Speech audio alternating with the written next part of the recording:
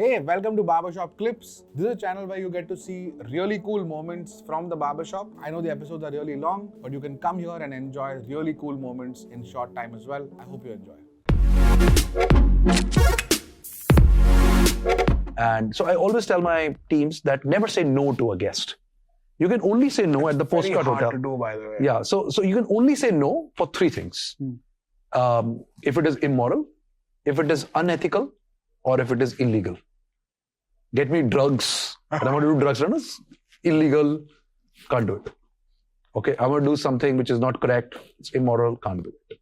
Okay, can you get me this smuggled in or whatever, it's unethical, we can't do it. So if it's not immoral, unethical or illegal, always offer an alternative.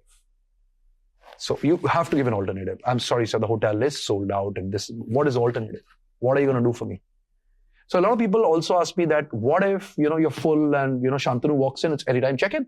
Now Shantanu is coming at 3 p.m., all the rooms are occupied. What are you going to do?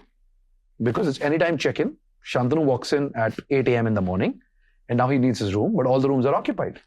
So because anytime checkout also. Anytime checkout also, yeah.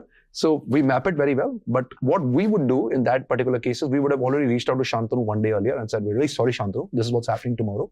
Would you like to come a day later? Most likely Shantanu would say no because his tickets are booked, until he's driving to the destination. Yeah. And he'll say, listen, I'll come in.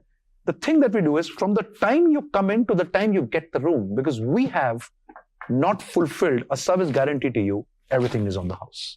Food, alcohol, spa, everything's on the house. But no other hotel does that. Every other hotel will quote the roll book to you and say, it's 8 a.m., sir. Check-in time is 2 p.m. Sit in the lobby. Yeah. My postcard will say, I'm really sorry. Really sorry this happened. Really apologize. But sir, you know what? The entire hotel is here. Do you need a car to take you somewhere? Lunch? Want a spa treatment? All on the house, sir, till you get your room. Enjoy as much as you like. So it's there are always things which will go wrong. How do you handle that? How do you empower your people? How do you address that? I think are key to that. And the economics fit because people will recognize this immediately and pay you a premium for it the next time they stay. Yeah, even in that stay means on a per room rate basis, it's not a right comparison because we have lesser rooms right now open. But if you really look at it on a per room basis, our average room rates are double that of any other brand in this country, or exactly double. Our guest satisfaction is the highest. Our room rates are double, and we are profitable at a company level at the postcard hotel. Totally, not EBITDA minus this and all. No, it's total profit, including the cost of a bottle of water at the corporate office, everything included, including corporate expenses. I don't get the same fancy salary I get at the Oberoi, but you own equity in you now own equity in the company. I own equity in the company in a very, very big way. Actually, and all team members do too. Yeah. I believe the next 10 years are about consumer service. So even on Twitter, and we see it 1 lakh diners on a good day, like I was saying, if you message me ever on Twitter, and that kind of became very viral, that if you had a complaint on Easy Dine or whatever, I will always respond to you.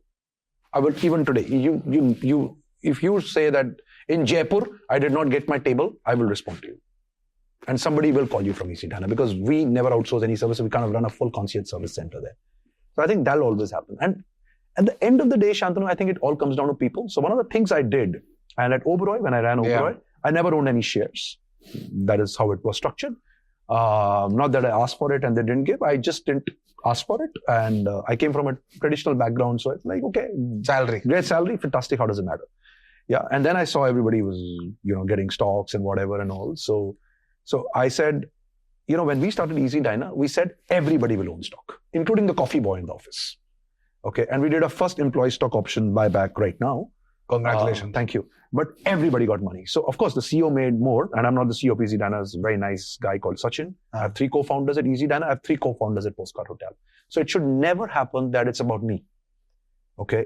There are 3 there and 3 here. Prakhar, Sachin and Ahana at Easy Diner. Akanksha, Raman and Anirudh at Postcard Hotel. Of course, I have more stakes than them. But they are co-founders. They've been there and they run the business in the way they want to. Of course, means we're always talking, chatting, discussing. But everybody has stock. So at Easy Diner, everybody has stock. On Postcard, because a different company is slightly complicated, we are rolling out the employee stock option plan. But just to give you an idea, Easy Diner now 8% of equity. Last valuation is just north of 1,000 crores now. 8% is owned by employees.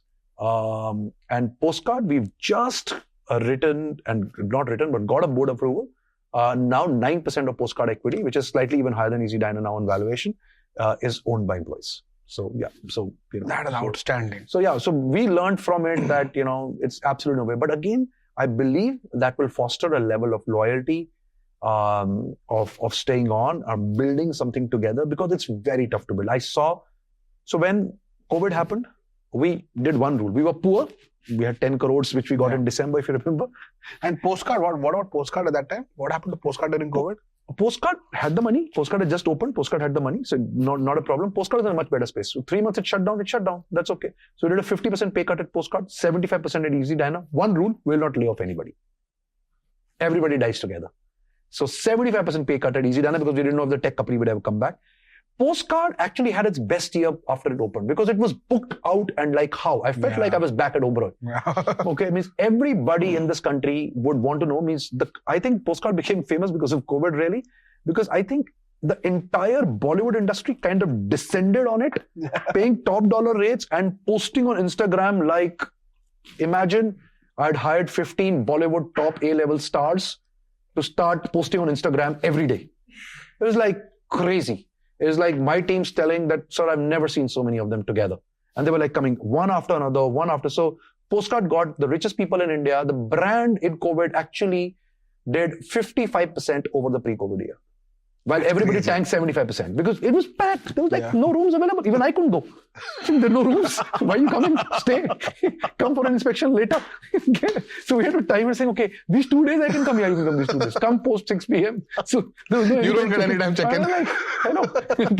Like they were packed. They were like months they were packed. So we so Postcard really went to a different trajectory.